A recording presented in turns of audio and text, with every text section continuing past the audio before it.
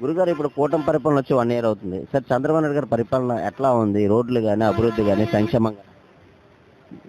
చంద్రబాబు వచ్చిన తర్వాతే రోడ్లు అయినా మా అభివృద్ధి చెందాలంటే ఆయనే ఉండాలి. మరి అతనితో పాటు పవన్ కళ్యాణ్ గారు అలాగే మరి బీజేపీ కలిపి ఉన్నాయి కాబట్టి మన ఆంధ్రప్రదేశ్ ఇప్పుడు పరుగులెడుతుంది.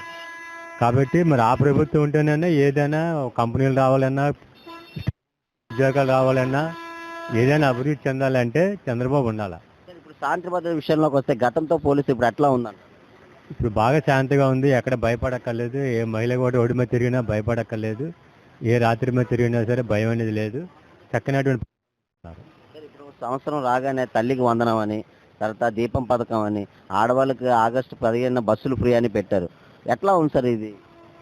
ఇది ఆయన చెప్పి ప్రతి 6 హామీలు ఇచ్చారు. సూపర్ 6 అంటే అన్నీ చక్కగా చేసి పెడుతున్నారు. ఎంత మన బడ్జెట్ తక్కువ ఉన్నప్పటికీ కూడా ఎలాగో మొత్తం మీద ప్రజలకి అందేటట్టు తల్లికి వందనం అయితే మరి అనుకోలేదు, ఎవరు కూడా ఊహించలేదు. అసలు సచివాలయంలో కూడా ఇది అవుతుంది అవ్వదు అనేది వాళ్ళకి ముందు రోజు కూడా తెలియదు. సడన్గా పాత లిస్ట్ పెట్టేశారు. అందరూ ఆనందంగా ఉన్నారు. ఇంకా ఇంకా ఆయన ఎలాంటి అభివృద్ధి కార్యక్రమాలు ఇంకా బోర్డు చేస్తారనేది అందరికీ నమ్మకం ఉంది. జగన్మోహన్ రెడ్డి మన గుంటూరులోని సమావేశంలోని రప్ప నరికేస్తాం, 29వ తారీఖున వస్తాం, అందరినీ నరికేస్తాం, అందరిని అంతు చూస్తాం అంటున్నారు. దీని మీద సార్ అది పొలిటికల్గా అది నప్పదు. ఒక సినిమాలో డైలాగులు బయట పెడితే పబ్లిక్కి సినిమాకి మరి తేడా ఏముంటుంది? అందుకనే అది పైన మరి అది నప్పదు. కానీ అది అందుకే అది ఫెయిల్ అయిపోయింది. అది అయితే చంద్రబాబు మీద పూర్తి నమ్మకం అయితే ఉందంటారా? ఈ 4 సంవత్సరాలు ఇంకా డెవలప్ అయ్యారు. ఈ 4 సంవత్సరాల నుంటే 20,000 ఉద్యోగాలు ఇస్తామని పక్కాగా హామీ ఇచ్చారు. అది 20,000 ఉద్యోగాలు కాదు, ఇంకా ఎక్కువ ఇస్తారనేది ప్రజలందరికీ నమ్మకం ఉంది. సార్ గురుగారు ఇప్పుడు కూటమి ప్రభుత్వం వచ్చి 1 ఇయర్ అవుతుంది. ఎట్లా ఉంది సార్ చంద్రబాబు నాయుడు గారి పరిపాలన కానీ, రోడ్లు కానీ, అభివృద్ధి కానీ? రోడ్లు బాగానే ఉన్నాయి, అభివృద్ధి బాగానే ఉంది, హ్యాపీగా ఉంది. నెక్స్ట్ ఇది హ్యాపీగా ఉంది. చాలా ప్రజలు కూడా ఇదే ఉన్నారు, సంతోషంగా ఉన్నారు, బాగానే ఉన్నారు, హ్యాపీ. అందరూ బాగా ఇచ్చేసారు. గతంలో చూసినట్లయితే ఇప్పుడు మార్పు ఏమైనా కనపడ్డారు? కొద్ది మార్పు కనబడింది సార్. ఆయనకి ఈయనకి ఎడ్యుకేషన్ సైడ్ బాగానే ఉంటుంది సార్. ఈయన ఎడ్యుకేషన్ సైడ్ మనుషులు బాగా నేర్చుకుంటాడు, బాగా పని చెప్తాడు, ఆయన పని చేపడతాడు సార్. ఆయనకి ఈయనకి కొద్ది డిఫరెన్స్ ఉంది సార్. మళ్ళీ ఇప్పుడు మనం చూసిన గుంటూరులో అయితే ఒక కార్యక్రమం జరిగింది. మళ్ళీ మేము 2029లో వచ్చి రప్ప నరికేస్తాము, చంపేస్తాం అంటున్నారు. దీని మీద అది భ్రమ. అది ఎవరు చేయలేడు దాన్ని. అది అప్పుడు అదృష్టం. అది పకటకాలకు అంటున్నాడు ఆయన పకటకాలకు అంటున్నాడు ఆయన. దాని గురించి ఆలోచించకూడదు. అది చాలా టైం ఉంది. అది సంవత్సరం అయింది కూటమి పరిపాలన వచ్చి, ఉద్యోగాల అవకాశాలు వస్తున్నాయి, తర్వాత మెగా డిఎస్సీ చేశారు. ఇవన్నీ చూస్తుంటే ఏమనిపిస్తాయి? ఈ 4 సంవత్సరాలు డెవలప్ అయ్యే అవకాశం అవుతుంది. ఎడ్యుకేషన్ ఆయన బాగుంటుంది, ఆయన పర్లేదు, తిరిగిలేదు, ఆయన బాగా చూస్తాడు, హ్యాపీ. నమ్మకం అయితే ఉంది. నమ్మకం పక్క ఉంది, పర్లేదు, ప్రాబ్లం లేదు.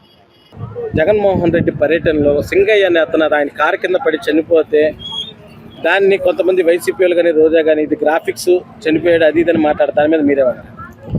జగన్మోహన్ రెడ్డి గారిని ఒకటే అడగదలుచుకున్నాం.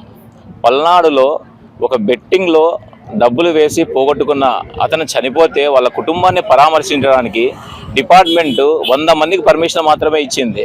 అలాంటిది అనేక జనాల్ని పోగు చేసుకొని సింగయ్య అనే వ్యక్తి తన కారు మీద స్వయాన జగన్మోహన్ రెడ్డి కాన్వాయ్ కారు కింద పడ్డా కూడా చూసుకోకుండా ఆ బాధితుడు చనిపోవడం జరిగింది. అరుస్తున్న కేకలు పెడుతున్న ఆ బాధితుడిని పట్టించుకునే నాదుడే లేడు.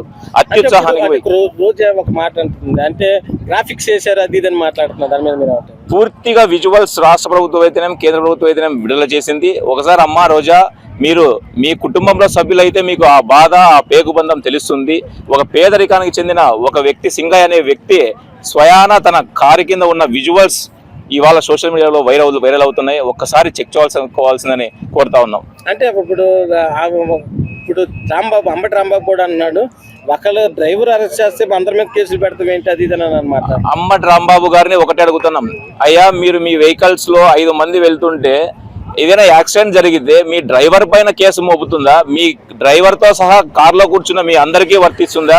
అది మీ విఘ్నతకే వదిలేస్తున్నాం. ఒక్కసారి చెక్ చేసుకోవాలని కోరుతా ఉన్నాం. అలాగే బాధిత కుటుంబాన్ని పరామర్శించేది పోయి మీరు ఈ విధంగా విజువల్స్ చూపిస్తున్నారు ప్రభుత్వాలు, అది ఇదని తప్పుడు ఆరోపణలు చేస్తున్నారు.